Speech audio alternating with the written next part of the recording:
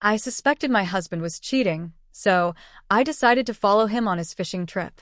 What I uncovered was far worse than infidelity. I'm a 29-year-old woman, and I've been married to my husband Derek, who is 31, for 4 years. We've been a couple for 7.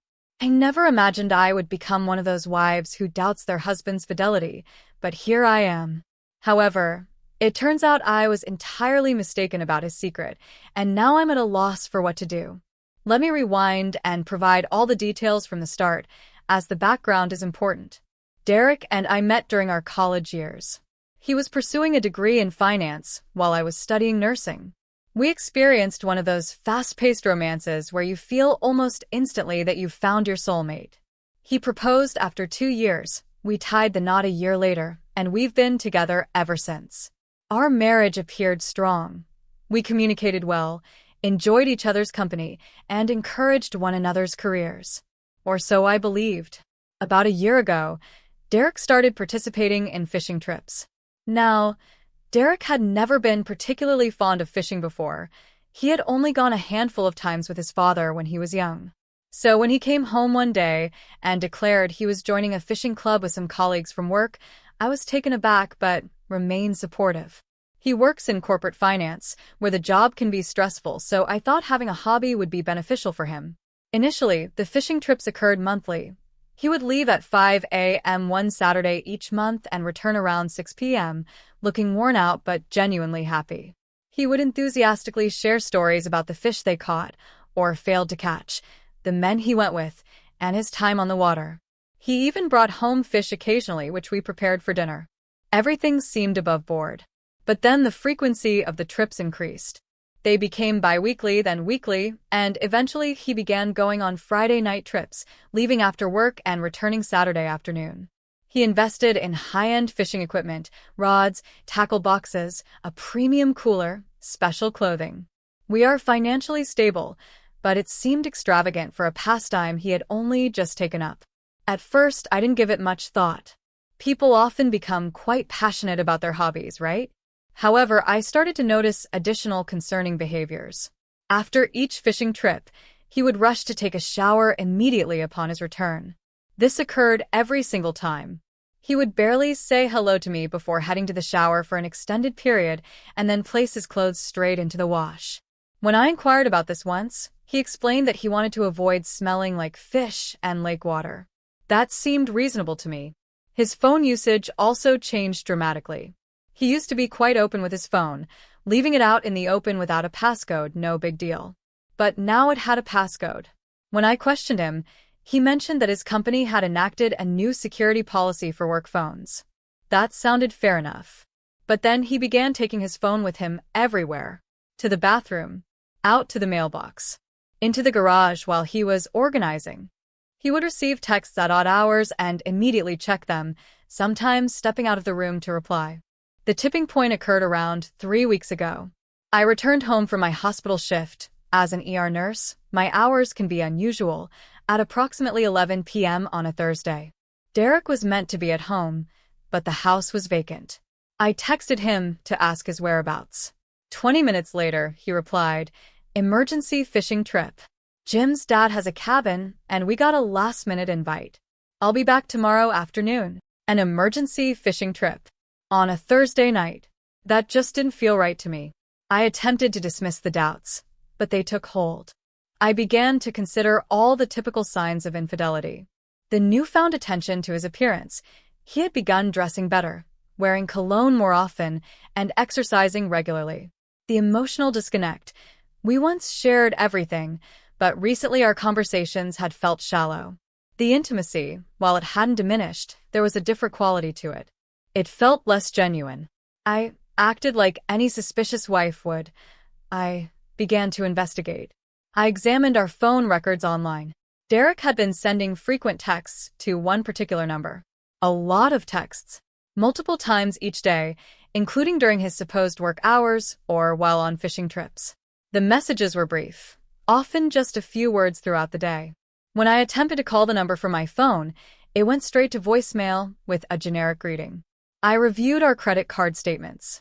There were charges I didn't recognize, restaurants I had never visited, A hotel expense from 2 months ago during a weekend he claimed to be on a fishing trip. Purchases from stores Derek had never shopped at before. None of the amounts were large, but they added up. I felt nauseated. My husband was definitely having an affair. I was convinced of it. I contemplated confronting him directly, but my previous readings on Reddit warned that cheaters often just deny everything and manipulate you when confronted without solid evidence. I needed proof. So I decided to tail him on his next fishing trip. Early Saturday morning, Derek woke up at 4:30 a.m. like he always did for fishing trips. I pretended to be asleep. I heard him moving around the bedroom quietly, getting dressed and gathering his things. He kissed my forehead before leaving. It stung, knowing he was likely going to see her. As soon as I heard his truck exit the driveway, I jumped up and got ready as fast as I could. I threw on some jeans and a hoodie, grabbed my keys, and hopped in my car. I know our neighborhood well enough to recognize which route he would take to the main road, so I sped down a parallel street and caught a glimpse of his truck just as he turned onto the highway. I trailed behind him, maintaining a distance of a few cars. My heart raced. A part of me wished to be wrong, that he truly was just going fishing. But the logical side of me knew better. Instead of heading towards any of the lakes he had previously mentioned, he drove into the city, heading downtown. After about 40 minutes, he pulled into a parking garage next to an older office building. It was Saturday morning in downtown. Most of these buildings would likely be deserted. I parked my car on a nearby street and watched the entrance of the building. After around 5 minutes, Derek came out of the parking garage on foot and headed towards a Starbucks at the corner. He bought 2 cups of coffee and then made his way back to the building. I waited for 10 minutes before I decided to follow him. The front entrance of the building was locked, but a side door was propped open. I entered the building. The interior was quiet and dimly lit. It appeared to house mostly professional offices like law firms and accountants. The lobby directory listed businesses on floors 1 through 8, but I had no clue which floor Derek had gone to. I started my search on the first floor, moving quietly down the halls and checking the signs on each door. Nothing seemed to stand out. I moved on to the second floor. The same pattern continued. Then the third floor. And the fourth. On the fifth floor, I heard voices. I traced the sound to a door at the end of the hallway. The frosted glass door had Mountain View Community Center, Meeting Room 5B written on it. The voices were muffled, but I could hear several people engaged in conversation. I paused for a moment to consider my next move. Finally, I gently turned the handle and opened the door slightly to take a look inside. What I witnessed made absolutely no sense. There was a group of roughly 20 people seated in a circle of chairs, varying in age from their early 20s to their 60s. Some were dressed casually, while others wore business attire. And there was Derek sitting in the circle with one of the coffees. An older man stood in the middle of the circle speaking. And that's why we have gathered. To support one another. To hold one another accountable. To remember that each day is a choice. Then Derek raised his hand to speak. "Can I share?" he asked. The man nodded. "Of course, Derek. Go ahead." Derek took a deep breath. "Hello, I'm Derek, and I'm an alcoholic." The group replied in unison. "Hi, Derek." I felt as though I had been hit. I gripped the door frame to keep myself steady. Derek continued, "I'm approaching 13 months sober. A year ago, I was consuming a fifth of vodka daily. I concealed it from everyone, my wife, my coworkers, my family. I would stash bottles in my desk, in my car, and in the garage at home. I sneaked drinks constantly. My wife was aware that I drank, but she had no clue how much. No one did." He took a moment, his voice beginning to tremble. I understood I had a problem, but I was too ashamed to admit it. Too proud. I thought I could manage it by myself. But one day, I nearly caused an accident. My hands trembled as I continued to listen. I was driving home from work, drunk as usual, trying to appear sober. I ran a red light and very nearly hit a mother with a stroller. I missed them by inches. The horror on her face shattered something inside me. I pulled over a block away and sat in my car crying. That was when I called the helpline number I had kept in my wallet for months. That was the moment I finally accepted I needed help. I began attending these meetings the very next day. 6 a.m. Saturday sessions, which I told my wife were fishing excursions. I understand that deceiving her is wrong. I recognize that I should be honest with her. But I'm filled with fear. What if she sees me in a different light? What if she realizes she married an alcoholic? What if she decides to leave me? A woman in her 50s from the group spoke up kindly. Derek, we've discussed this. Honesty is a vital component of recovery. Keeping this from your wife is still a symptom of the disease. It's fear dominating you instead of alcohol. Derek nodded in agreement. I understand. You're right. I'm frightened. The older man who was leading said, fear is completely natural. But your wife cares about you.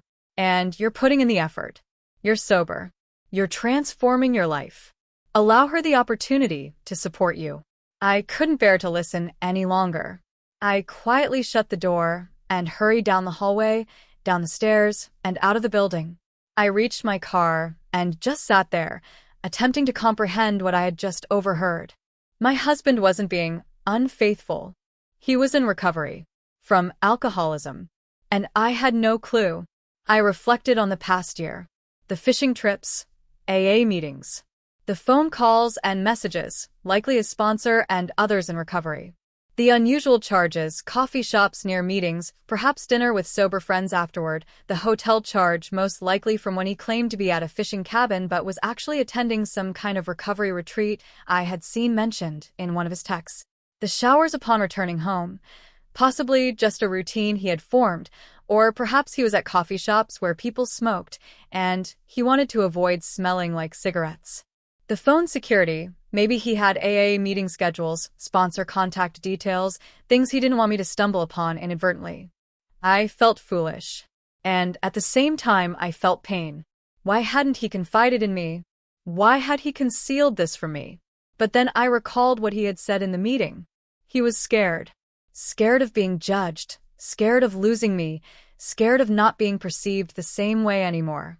And I could empathize with that, even though it hurt that he didn't feel he could trust me enough to share it. I also began to consider the years leading up to the fishing trips. Were there indications? Looking back, indeed. Derek always drank, beer with dinner, whiskey while watching sports, wine when we went out. I drank too, socially, so it never struck me as odd. But maybe he had been drinking more than I noticed? He'd always have a beer in his hand at gatherings. He would occasionally have a drink or two during weekend lunches. Once in a while, he'd appear a bit inebriated in the evening, but I attributed it to a stressful workday. I had never witnessed him blackout drunk or obviously intoxicated. He had never received a DUI, never experienced any dramatic incidents that I was aware of. If he was concealing bottles and drinking heavily, he was doing it very discreetly when I wasn't around. But that's the pattern of functional alcoholics, right? They conceal it. They control it. They seem entirely fine to everyone around them until suddenly they're not fine at all. I drove home in a haze. Upon my arrival, I did something I had never done before. I thoroughly searched the house. I looked in the garage, in the storage areas, everywhere Derek might have concealed alcohol. I discovered some empty bottles. Not many, but a few. There were vodka bottles tucked away in the back of the garage behind some old paint cans. I also found a handful of beer cans in the recycling bin in his workshop that he seemingly forgot to take out before he stopped drinking. Deep in his closet, concealed behind worn clothes, I came across a gym bag. Inside it was a bottle of whiskey, still unopened, covered in dust. That must have been his backup stash, the one he couldn't bring himself to toss even after getting sober. The fact that it remained sealed indicated he hadn't used it for over a year. He truly was sober. I sat on the bedroom floor, surrounded by proof of my husband's hidden struggles, and I wept.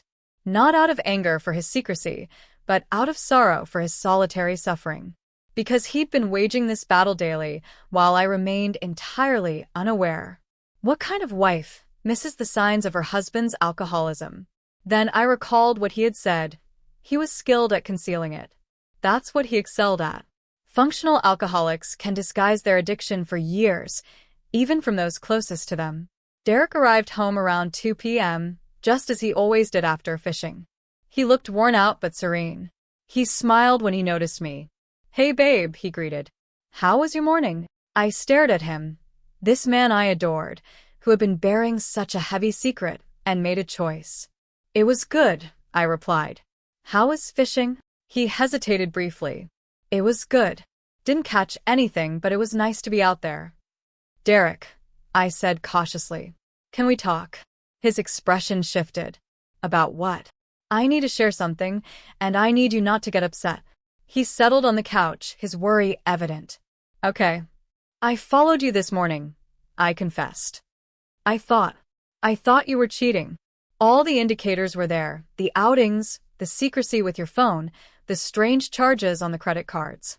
So I tracked you to that building downtown, and I saw you at the meeting." The color drained from his complexion. "Oh God. I know you're attending AA," I said. "I know you've been sober for 13 months. I know you've been dishonest with me about your fishing trips." He buried his face in his hands. "I'm so sorry. I intended to tell you, I promise. I just didn't know how." I moved closer to him on the couch. "Why didn't you confide in me from the start? When you first recognized your problem?" "Because I was ashamed," he replied, his voice trembling. "I was supposed to be your husband, your companion, someone you could depend on. Instead, I was a drunk. I was barely holding it together. I was deceiving everyone, including myself. When I finally became sober, I thought I could fix myself quietly, and no one would have to know how bad it had gotten. But I'm your wife," I insisted. "I meant to support you, through thick and thin." "I know," he acknowledged. "But what if you saw me differently? What if you realized you married someone weak, someone who couldn't manage their life without alcohol?" "You're not weak," I asserted. "Achieving sobriety is one of the toughest challenges a person can face. You're attending meetings, putting in the effort, and you've been sober for over a year. That's remarkable." He gazed at me with tears streaming down his face. "You're not angry?" "I'm hurt that you didn't feel you could trust me enough to share this," I confessed. "But I'm not angry. I'm proud of you, and I want to be here for you moving forward if you'll allow me." He began to cry then, truly weeping. I embraced him while he released what felt like a year's worth of bottled-up feelings. "I'm sorry," he repeatedly said. "I'm so sorry. I understand." I reassured him. "It's all right. We're all right." Once he had composed himself, we spent hours talking. He revealed everything: how his drinking had slowly intensified through the years, how he had managed to function for a while but it deteriorated, how he would wake up trembling. He spoke about the day with the stroller, about calling the helpline, about his first meeting where he was scared, yet also felt a sense of relief. He shared stories about his sponsor, a man named Tom who had been sober for 15 years. About the others in his meeting group who had grown to feel like family. About the progress he had been making in therapy to understand why he had turned to alcohol initially: stress, anxiety, a family history of alcoholism, a desire to escape. "Why fishing?" I inquired. "Why that particular lie?" "It seemed plausible," he replied. "A pastime that would allow me to disappear early on weekend mornings, which would explain why I could be gone for hours. And it was something masculine enough that you wouldn't want to join me. I knew you had never shown interest in fishing." "What about the fishing gear?" I questioned. "I actually did go fishing a few times," he confessed. "With Tom and some other guys from the program. They suggested it could be beneficial to have a genuine hobby to occupy the time I previously spent drinking. So I purchased the equipment, and we would go occasionally after meetings. But mostly those fishing trips were just meetings." "The hotel charge?" I probed further. "A recovery retreat," he confirmed. "A 3-day intensive workshop. I told you it was a fishing trip to Jim's dad's cabin. Jim isn't real." I contemplated all the intricate lies he had crafted. "Were you ever planning to tell me?" "Yes," he replied. "I aim to reach 18 months. A year and a half sober. I thought that would seem more permanent. Like I could tell you, and you'd recognize that I truly changed, that I wasn't going to relapse. But I was terrified. Every week I thought, this week I'll tell her, and then I would back out." "What about the phone number I noticed you texting constantly?" I asked. "Tom," he answered. "My sponsor." We message every day, sometimes several times a day. That's part of the program, having someone you can reach out to when you're having a hard time. And you've been having a hard time? Some days more than others, he acknowledged.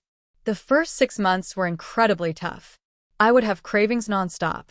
I would dream about drinking. But Tom was always there, and the meetings were helpful, and eventually, it did get easier. Now I'm at a point where I don't think about it as much, but I still attend meetings because they help keep me grounded. We talked deep into the night.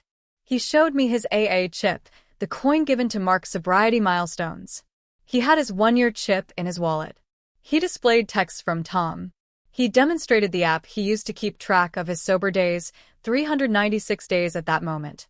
I truly apologize for invading your privacy by following you, I said.